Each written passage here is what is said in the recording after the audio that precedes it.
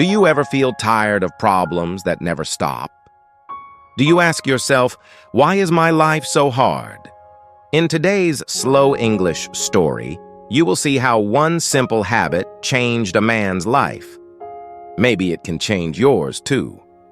And as you listen, you will learn calm, clear English, step by step. Evan was a young carpenter who lived in a cold mountain village.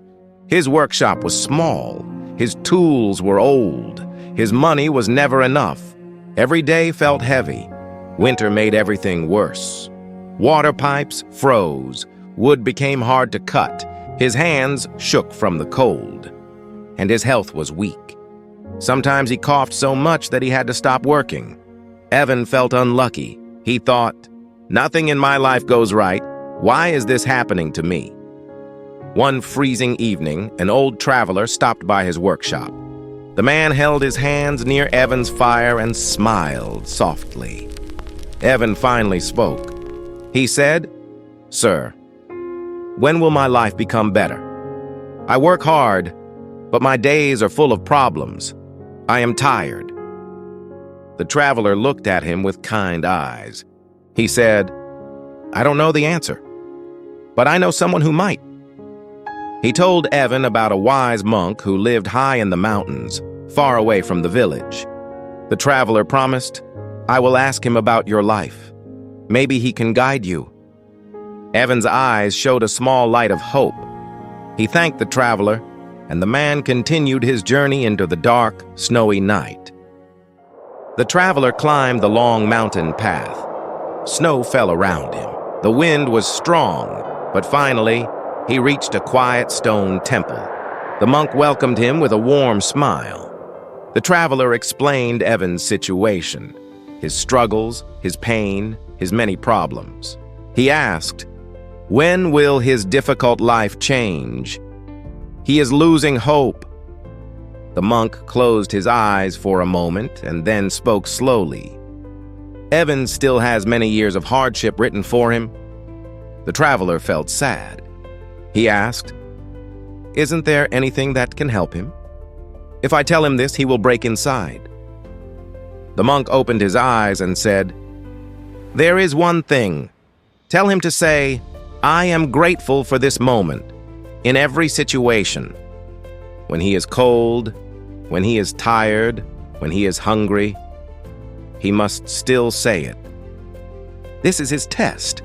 Gratitude can change a person's destiny." The traveler hurried down the mountain and returned to Evan's workshop. He shared the monk's words. At first, Evan was confused.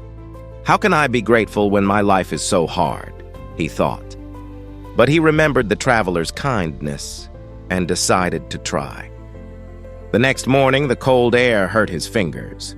He whispered, "I am grateful for this moment." When business was slow and no customers came, he still said, "I am grateful for this moment." When he felt weak and sick, he said it again and again and again. Something small began to change inside him. He felt a tiny warmth in his heart, even on cold days. Slowly, more changes appeared. A neighbor brought him extra firewood. A visiting merchant ordered many wooden shelves from him. His hands grew stronger. His cough faded, and his workshop became bright with new customers. Even the village changed. Snow melted earlier that year. Streams began to flow. The air felt warmer, lighter. Weeks later, the traveler returned for a visit. He was shocked. Evan was smiling, working happily, cutting wood with steady hands. The workshop was full of life and sound. How is this possible? The traveler thought. The monk said many years of suffering were waiting for him, but everything changed so fast. He hurried back to the mountain temple and told the monk what he saw. The monk smiled gently and said, "Yes, his destiny had many years of pain, but he changed it himself.